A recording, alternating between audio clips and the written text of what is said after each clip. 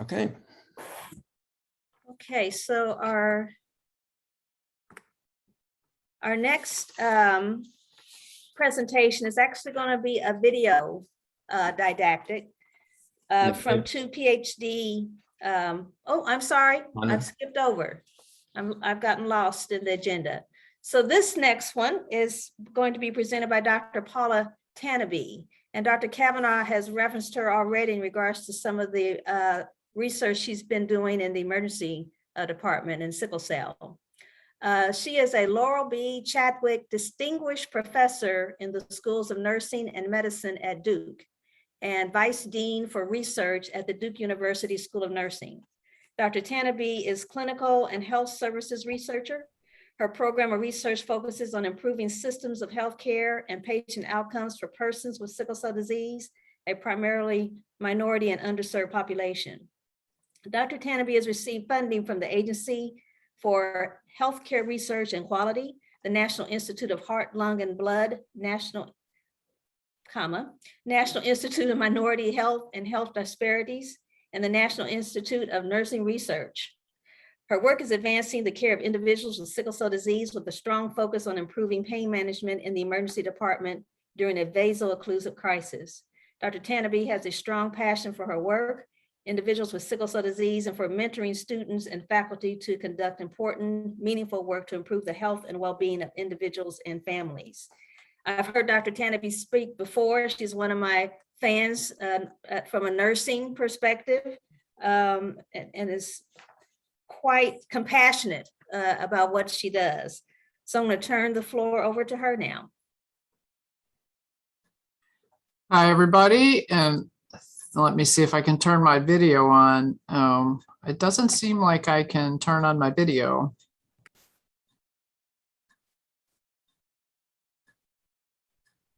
It said the host had disabled me.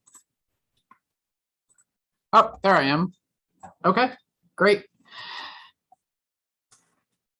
Okay, thank you, Donna and Kevin and everybody for all of this, for this opportunity and all the planning for this conference. I've been emailing back and forth with Donna, and I'm just so impressed that you have such a large audience here today for this topic. So it really is my privilege to be here today. And I would just introduce myself as an emergency department nurse for over 25 years. And I actually really started working as a clinical nurse specialist to improve the care of individuals with sickle cell in the emergency department, I think back in like 2004. So I've been at this a while, and I am so passionate about it. And I would say today, what I feel is really great hope. And the presentation I'm going to give today is really a presentation I never thought I would ever be able to give. The early years in working in this disease were extremely depressing for me. And I'm sure there are some of you actually living with this disease, and it's no comparison to what you have. But it was really hard. What's great now is to have colleagues like Dr. Kavanaugh for such a long time. To see colleagues like Dr. O'Rourke, like that is just awesome for me to see people who were not really in that sickle cell world in emergency medicine to get converted in and to see change. And so I hope this presentation, you get to walk away and actually feel like things really are changing and there really is a lot of hope. So with that, I am going to go ahead and start this presentation in the right format. Okay, if this is not working or somebody can't hear me, I think somebody will probably speak up. So I have a couple objectives, and being an ER nurse, I just changed some slides too because of the audience that I see. There's a lot of case managers, so I have some additional information I may be able to share. I've kind of added, and we'll just see how we go here because I think I have until let's see, it's 1 o'clock your time. So I really want to start with the big hope, which is to talk about an ENA resolution and some of the work that I have myself and some other colleagues, emergency nurses, have been working on with the Emergency Nurses Association, which is really so positive. And then I'm going to actually talk about some past and current research that is very relevant to everything that you just heard, which is really all around actually producing the evidence to convince emergency department providers across the nation that we should be doing individualized care and following NHLBI guidelines. And I would say that I had a strong clinical practice focus in my career. I had a strong role as an emergency department clinical nurse specialist. So then changing practice within an individual emergency department, and then really desired to make a change on a much bigger level, which is why I eventually had the transition into more of a research role. And I'm hopeful that this will all one day pay. I'm very hopeful right now. And I also have some other strategies for success slides that I decided to pull up because they may be very helpful to this audience.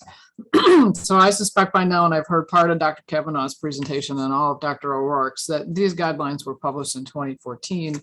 I was the chair of the acute complication and really helped draft these vaso-occlusive crisis guidelines. It was such a privilege to be able to do that and to work with such experts around the country. It was really a very humbling experience.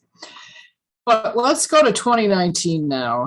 And what you see here is Amelia Frederick from Atrium at Emergency Department and Angie, oh no, I'm sorry, Amelia's at UNC in Chapel Hill, and Angie is in Atrium. And these are two emergency nurses, very vocal and very active in North Carolina Emergency Nurses Association. I worked with them for years. We met monthly on a couple grants that I have, and they are great collaborators. What we did in 2019 really was the highlight still so far of my career. What we did is we brought a resolution to the General Assembly. And so in professional, and I apologize for those of you who know, but in professional organizations, you have, a board, a national board, a president, et cetera. And then each state has delegates. And in Emergency Nursing Association, there were a total of, I think, over 700 delegates. So they are the leadership of every state organization. So there's National Emergency Nurses Association, North Carolina, Illinois, every state has their own Emergency Nurses Association. And the professional organization is really responsible for advancing that profession of emergency nursing. And for many years, I worked with the leadership to try to get national attention to sickle cell disease, to improve our knowledge. Emergency nurses and physicians are really good people, smart providers working in a very difficult environment. Individuals with sickle cell end up in this environment, which is half of the problem, which is very overcrowded, very busy. And then you put into that mix a lack of understanding and really education about what sickle cell disease is. And it's just a perfect storm for a bad experience for all. So at one point in this year, it was the right time with the right leadership, and we were able to make the case and to write a resolution. The resolution this is the resolution, which was management of vaso-occlusive episodes in persons with sickle cell in the emergency department. So there was a whole other section justifying that we wrote about why this is important. But what the resolution resolved to was that ENA support dissemination of the NHLBI guidelines for the treatment of vaso-occlusive crisis in sickle cell. That we all ENA support dissemination of existing educational resources and tools to promote best practice for the treatment of VOE, and that ENA investigate the need for additional educational tools to support best practice for the treatment of VOE. I had never done a resolution before and was counseled by the leadership that this is really the best way to have a long-standing and a substantial change nationally on a big level. So needless to say, the three of us worked really hard on this resolution. And, thinking in 2003 that this would happen was never anything that went through my mind. And there were a total of 653 delegates. So representatives who are the leaders of emergency nurses in every state in this country. And that resolution passed with ease. 87.6% of the delegates and leadership voted to approve this resolution. And that is a day that I never, ever, ever thought would happen. And being there with over 700 delegates, and then, there are opportunities for questions, to hear the support for this resolution was really indescribable. There were very few people who spoke against it. And if they did, it was more against the, gee, we're not going to be able to get the patient back in 60 minutes because of the overcrowding. But there was nothing about addiction. There were no comments. And so I show you this first because I really do want people to have a lot of hope. There's a lot of work to be done still. So we've continued to work very closely with National ENA. We have developed a pediatric infographic that is on the website for National ENA. And we're finalizing this. This is going to be released, I think, in September, a topic brief on the treatment of VOE in the emergency department. And these resources will be available on the website. And, we have done other work with ENA as well to have some information in publications, et cetera.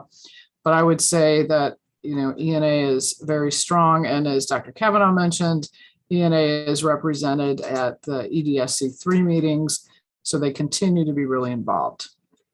So that's the positive.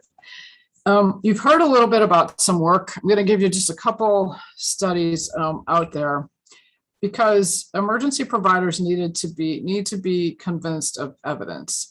And what I would say about the guidelines that were published is that most of those recommendations were based on expert opinion. So that is a level of evidence, and it's a good level of evidence. So it's the hematologist saying this is how we should treat patients, but it was never really based on hard, solid evidence because the trials were not conducted.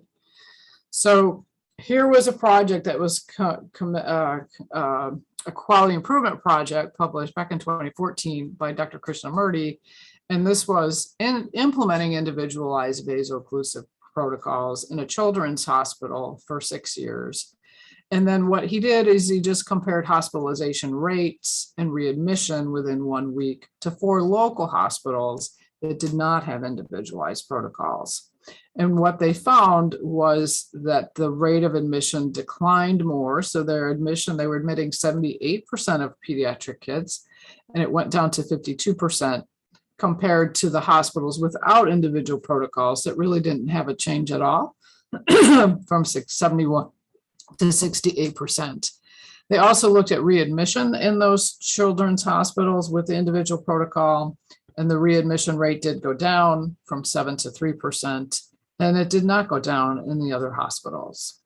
And there was also an improvement in pain score for those patients with individualized pain plans. And they really just had a higher quality. So this is very good information that's quality improvement, but it's not the high level of a rigorous research study that is sometimes needed to really change practice. And the second one I'm just going to allude to, Dr. Kavanaugh presented some of this. This is her QI initiative in her pediatric ED with the pediatric protocol. And so they put a great protocol together, including intranasal fentanyl for the first dose, the calculator she discussed, and some education for the patient and family. And she saw dramatic improvements with this protocol in that ED, with reducing time to first dose, reducing time for the second dose, and then admission to discharge decisions actually were made quicker. And that was really irrespective of the PCA. And then also the proportion of people discharged. So more patients were discharged. So that was really great work. Both those studies were pediatrics and were not randomized controlled trials. So as we were working on developing these guidelines, I was working on developing and writing the grant to be able to generate higher level of evidence that I continued to hear was needed from emergency colleagues across the country. And so we conducted this study that was funded by NIH, and this was a randomized control trial that compared vaso-occlusive, 2 different protocols in sickle cell. And the 2 protocols were individual versus weight-based. So we wanted to look at the pain scores from arrival to discharge, the change from arrival in the ED to discharge from the ED, for patients who were randomized to either getting a standard dose, which is what the NHLBI guidelines say. If you can't do individual, do a standard protocol for sickle cell. So you just don't have random ER physician, ER nurse deciding what dose you should get. And for purposes of this study, we went with weight-based opioid doses for a standard protocol. And then we wanted to look at secondary outcomes, other questions that we asked patients about the pain experience, hospital admissions, side effects, and safety. It was really important to look at that because we were using higher opioid doses because they were individualized to the patient.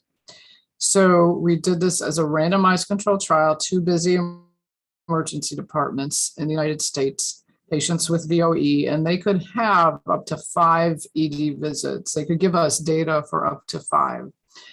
This had never been done before because it's a very tricky research protocol to do. But I think because I was an ED nurse for 25 years, I kind of had a good idea about how you could actually get it done. And similar to what everybody else has said, it's all collaboration.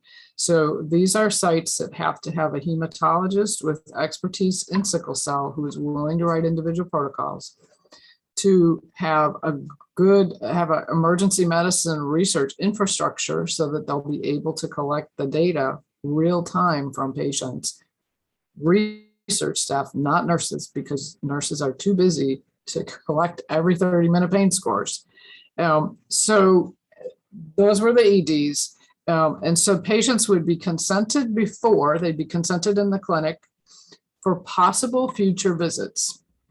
They would be enrolled, consented, and then randomized, so they wouldn't know which protocol they would be getting. And then they would be randomized to one of the 2 protocols. The hematologist sickle cell expert would write the protocol, upload it into the EHR, and then we wait.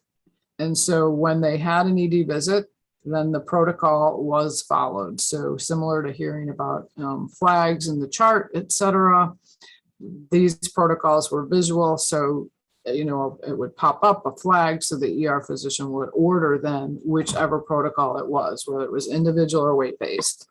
And then patients were interviewed, very brief interviews every 30 minutes. So as soon as they were placed in a treatment space, research staff would get their pain score, get side effects, safety, and a few other questions about pain every 30 minutes until placement or discharge, up to 6 hours.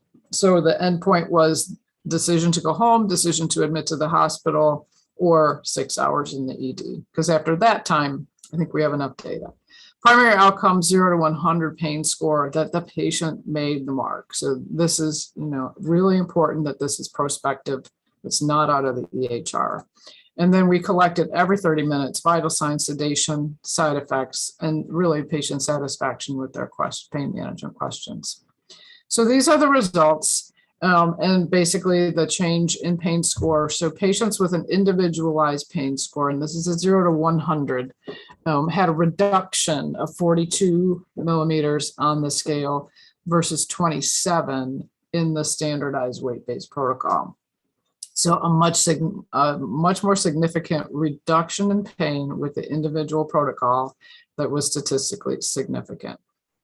We also looked at some secondary outcomes. And so what you can see here is the individual column, and this is 62 visits, and this is 64 visits here. And this was from a total of, I think, about 102, we had 126 visits from really 52 different people, because the patients could have more than one visit and they could have up to 5. Most patients had 1 or 2 visits here. So this is a visit with a greater than reduction in 13 millimeters, which is considered to be clinically relevant if you can make at least a 13 millimeter difference. So not much difference in some of these outcomes. And this study is not powered. It wasn't really set up to detect that. So you can kind of see their satisfaction with the ED. And again, this is individual and this is weight-based. Hospital admission was statistically significant. So only 40% versus 58% were admitted to the hospital. However, again, it really wasn't powered for that. So we can't really hang our hat on that, but it looks promising. Side effects was really important. And again, these were asked of the question. And so the actual patients in the weight-based had more nausea and vomiting. There was no administration of naloxone, no respiratory distress, no need for intubation, bagging, anything. And that is really critically important data because people will question, is it safe? There was use of oxygen after opioids in both groups, really actually a little bit more in the weight-based group.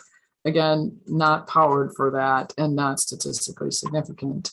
And yes, there are, SpO2s less than 95%. And yes, there is sedation.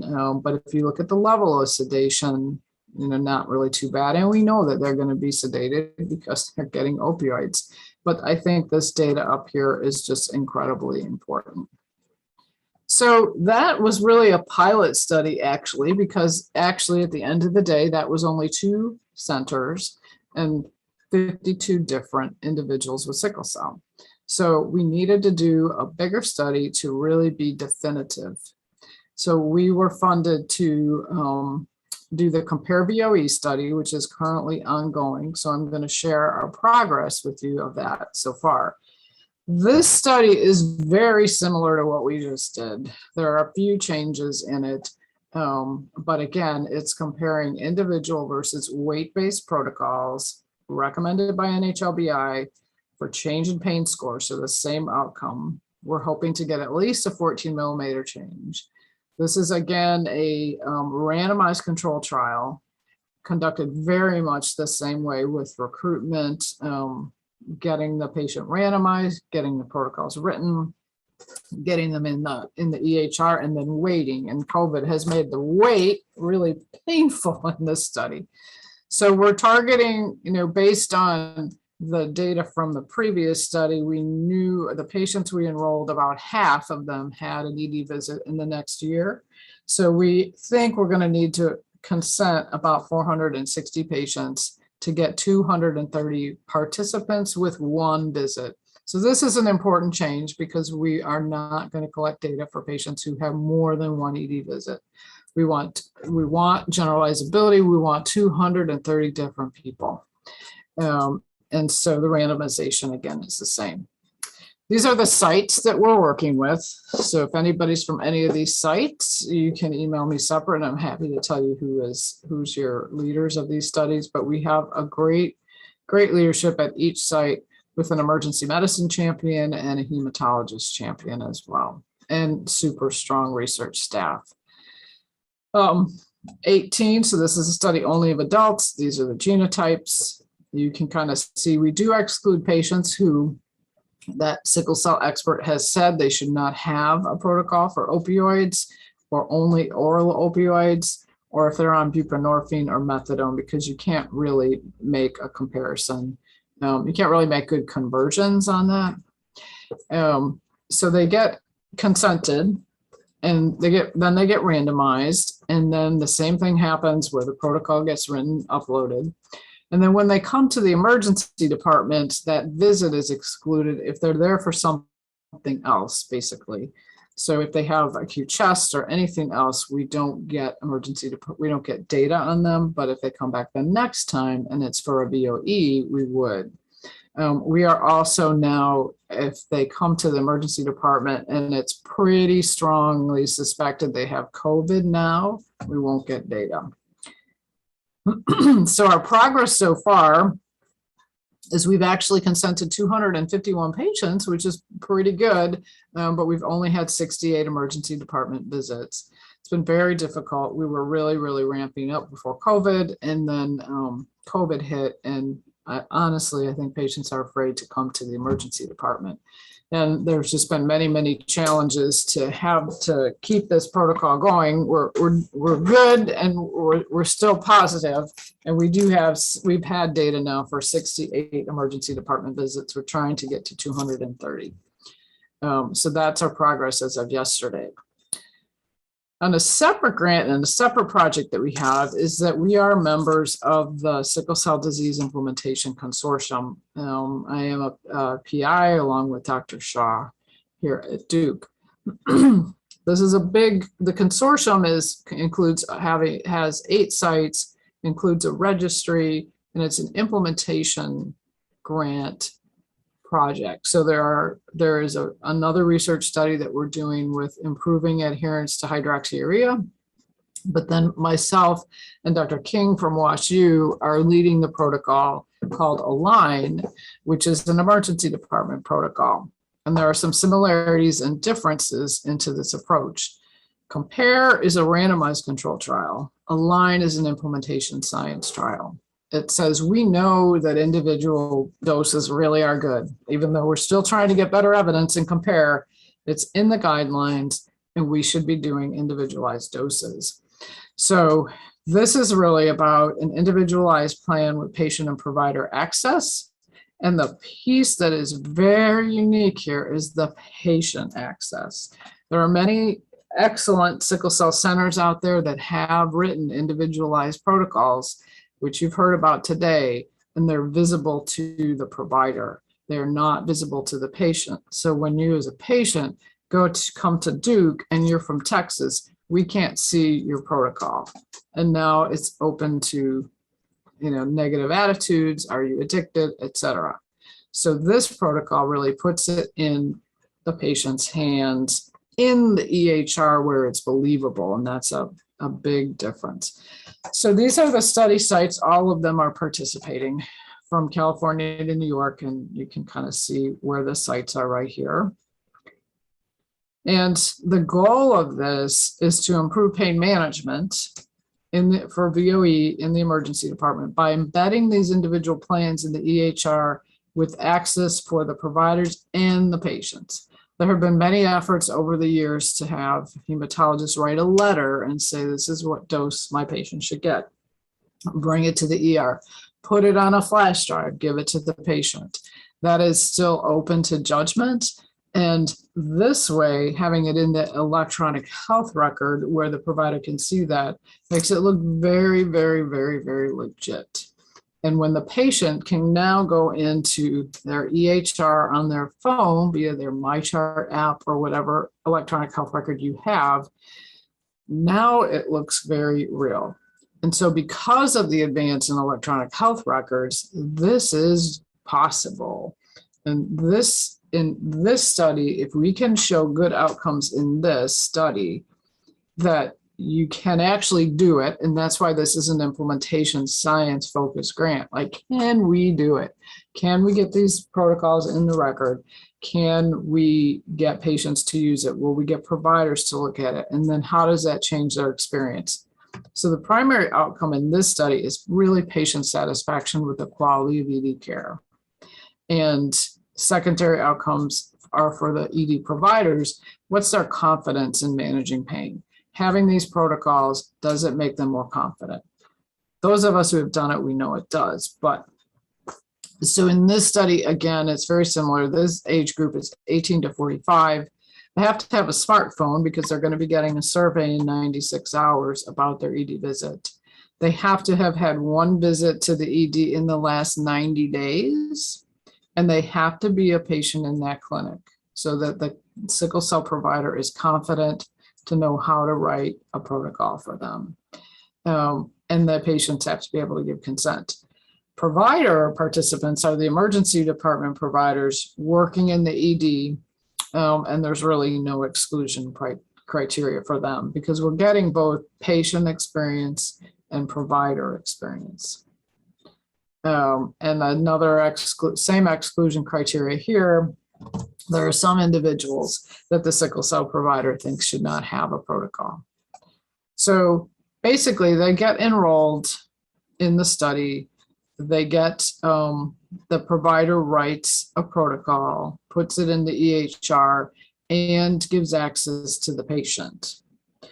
And then the provider and the patient kind of go over how to use the app. So there's your MyChart app or your app. So we make sure, our research staff makes sure that the patient has a wallet card, and the wallet card is the instructions on how to find their protocol in the EHR, not what the protocol is. And I think that's really an important point. We want patients to know how to find it so they could show it to the provider and say, here, looks real, doesn't it? And so during a pain crisis, when they come in, because again, we are pre-enrolling and consenting patients, and then if and when they have a visit, we're asking the patient to tell the provider about their app, to show, or to their plan, show them their plan. And then the providers actually can also find it in the EHR record. After the ED visit, and we get baseline data when we consent both the provider and when we consent the patient. That data is about their quality of their last ER visit, that confidence for the patient side. For the provider side, we're asking them about their confidence in managing pain for sickle cell patients. So after an ED visit, they will get a survey, like the same questions. It's very short, just a couple questions, asking them about their experience. And they have up to 96 hours to complete it. And the ED provider gets an email survey. So the patient gets a text, the provider gets an email.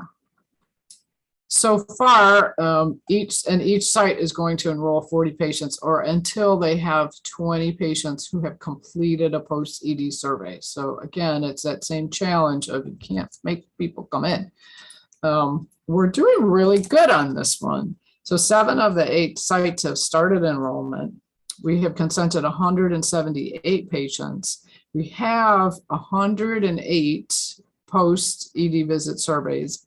In this protocol, they can complete a survey once a month, but we're only going to use the first one. And so our big target is 160 unique patients to complete a survey, and we have almost 70. So we're making pretty good progress on this one. Very few patients who have an ED visit don't complete the survey, and the same with the providers. So we're really, really happy. We actually have paired survey data where the patient completed it and the provider that took care of them completed it on about half of these visits. So we're actually doing really well on this one. And so at that time, I can stop for questions, or let me go through the strategies for success first, and then I can stop for questions and see if people would want to hear a little bit about some of the case management work we did with opportunities for screening and referral for unmet behavioral health and social needs, or just go for questions. So I'm going to go ahead with the strategies for success. So pain plans, you've heard all about that. We need to really collaborate in the emergency departments to kind of get those written. This is a little bit of that referral work. So there is referral, there is opportunity for referral for patients, social determinants of health. Anybody can do it, and I can share a tool later if you want to see it. We've done a really good project on this. This really came from my interest just in the fact that there are some individuals with sickle cell who have a lot of ED visits. Maybe 10 a month, maybe 200 in a year. And, the assumption is that they're just addicted and looking for opioids. And so knowing that wasn't true, we did a lot of work on, well, what is making someone come here that frequently? And really, there was just a lot of unmet social and health needs.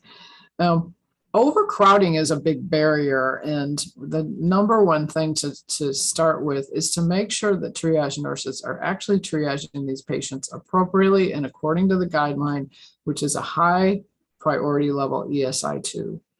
There are also some ERs, and Duke is one of these that has done it for 10 years, actually, at least. I've been here 10 years, and they did it before I got here, but giving some opioid doses in the waiting room. There's a lot. You can banter back and forth about that. but we have been able to do it safely. It is an option. Education, I'm going to share this with you. This is an important, we put this website together years ago, and there's lots of opportunities here for education.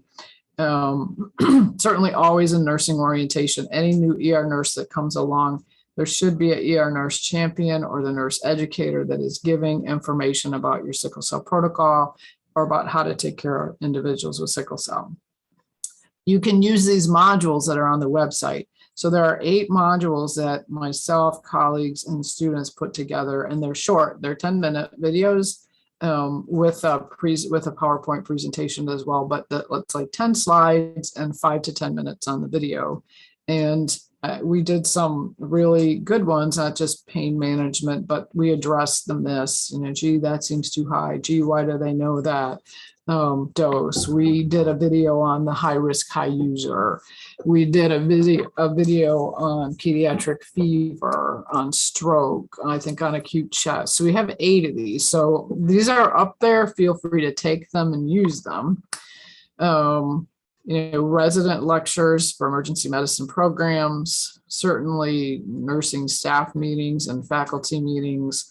We've done a 2-day conference since 2012 here too, as well, until last year with COVID. And now this year, it's going to be a very shortened 2-day abbreviated 4-hour Zoom kind of thing. So this is the website, sickleemergency.duke.edu. There's educational resources. The case management tool for screening and referral out of the emergency department is up here as well under pain case management. And so there are some other tools up here. Patient education. So there certainly can be pain medications administered in the waiting room. We talked about individualized care, social work. We did this as a wallet card. This is one of the things we did a while back on our QI team that we have here at Duke. We had a sickle cell QI team, and this is for the patient to kind of give them some information about what they can expect. And then this also really incorporated our social workers for the patient that, we have social workers. These are some of the things that they can help you with, and here's the contact. So that's another just idea of some things that have helped, especially people have challenges. And I was really proud of this program. We did the Nurse Champion program for many, many years, and we're reactivating it again right now, where I kind of worked with champions, nurses identified, self-identified on the inpatient units and the emergency department to become a sickle cell expert. So basically I would kind of meet with them 3 times a year, and we would give, some educational presentations for them so they could learn a little more about sickle cell. And then really the rest of it, we talked about different QI projects and educational activities that as a champion, they were leading on their floor.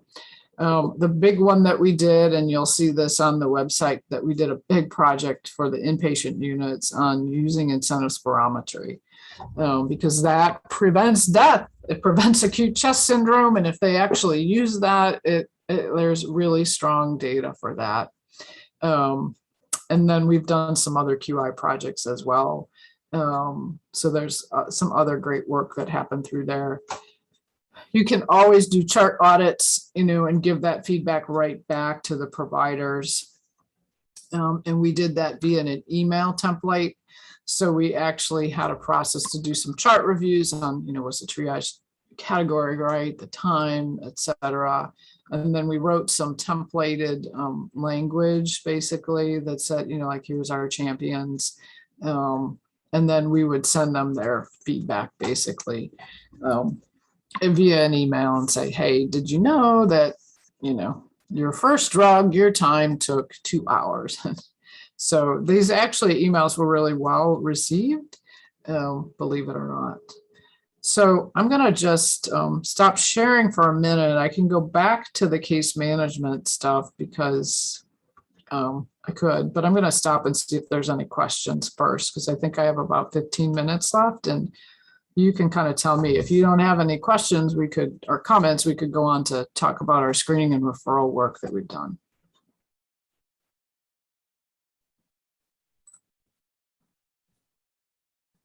As a reminder for all the attendees, if you have questions, just put them in the Q&A chat box. I see one question asking or wanting to hear more about the CM component. I'm assuming she means the case management component. Yeah, I'm happy to provide that. I just want to see if there's any questions at this point on anything. That's the only question that's posted so far. Okay, I'll count to 5 and then I will go back to the presentation. Okay. All righty. This is a model that I use of barriers to care. I've used this for a very, very long time. And I've done different work in different areas. You know, there's a lot of stigma just about the disease. There's knowledge and patient and clinician knowledge deficits. So I've done a lot of work on, you know, educating providers, mostly clinicians. The frequent visit work is what's going to really lead into what I'm going to talk about now. Because that was really very intriguing to me and is a really big barrier. Racism is obviously a huge barrier, and it's just a little bit more difficult for me to fix that one. So I have really focused on all of these different areas. So case management is a huge opportunity here, just a huge opportunity to identify people who are struggling and need some help in the emergency department. When we talk about patients who are not in clinic, I'll tell you where they are. People will say that, well, they're not in clinic. I don't know where they are. Well, I do. They're in the emergency department, and they're there because of a variety of reasons. You know, some patients just have such difficult neurocognitive deficits that it's just really hard for them to even get to the clinic. You know, it's hard to remember that. So we did a project a while back now, and we actually did follow-up interviews with patients who had an ED visit within 2 weeks, and we did follow-up interviews and phone calls.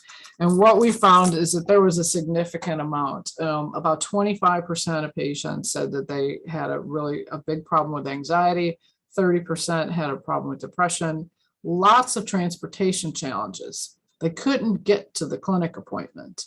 And there were patients who needed, I think it was about 10 or 15% of patients who actually needed to get a ride to come to the emergency department during their vaso-occlusive crisis. Lots of problems with insurance, and then financial challenges having to pay for their prescriptions. So we did these interviews, you know, as I said, this is a while back now.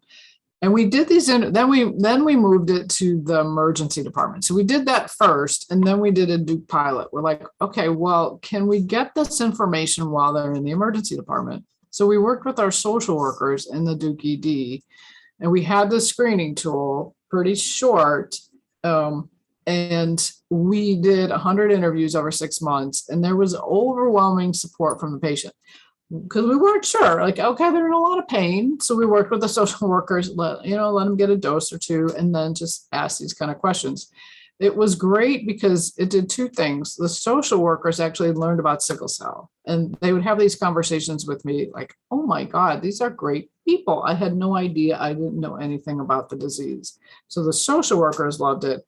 And then the patients felt like we actually cared about them in the emergency department. It's like, wow, you actually even care if I have transportation problems. So it was a really great pilot. And I think this is some of the data. Like I said, I just pulled this stuff while some of the others were presenting. But these were some of the barriers we found in the other, when we did the interviews afterwards. But you can kind of see this is like a high number. And maybe no surprise to anybody on this call, but I think it's still pretty compelling data. Who brought you to the ER today? We asked that question. Public transportation, like 10% of people had to, for a vaso-occlusive crisis. That's just pretty sad. And a quarter actually had to wait for a ride to get to the ED in the middle of a vaso-occlusive crisis. And these are some of the quotes that I'll just let you read. You know, here's an AARP, you have to pay $3,000 before getting meds covered. Copays increasing. So as case managers, you know all of this stuff already. Uh-oh, and then communication problems.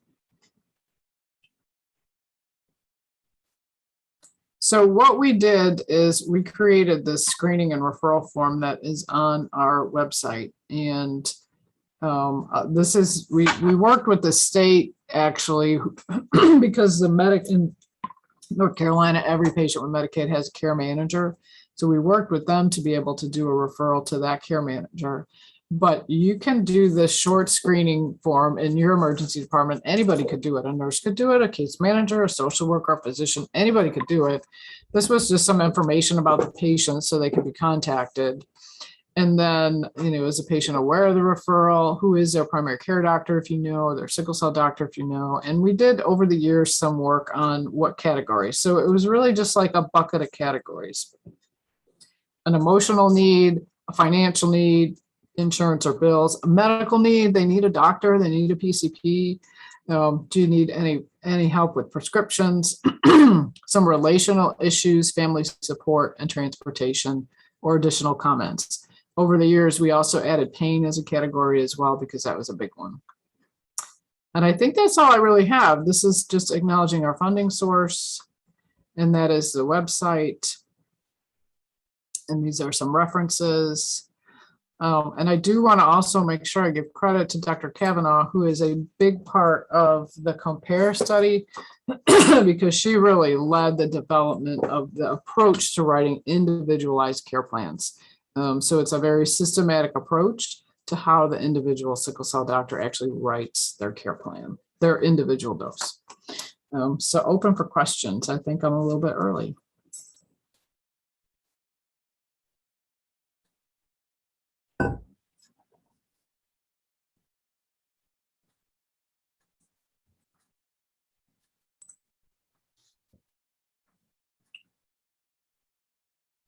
What does ENA stand for? Emergency Nurses Association.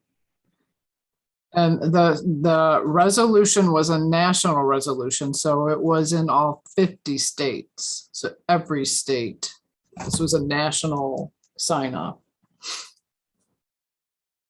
Thank you, John.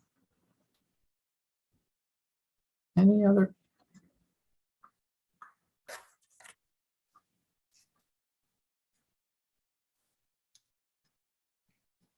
Dr. Tanabe, this has been amazing. I really do thank you for this session, and I know everybody has gotten a lot out of it.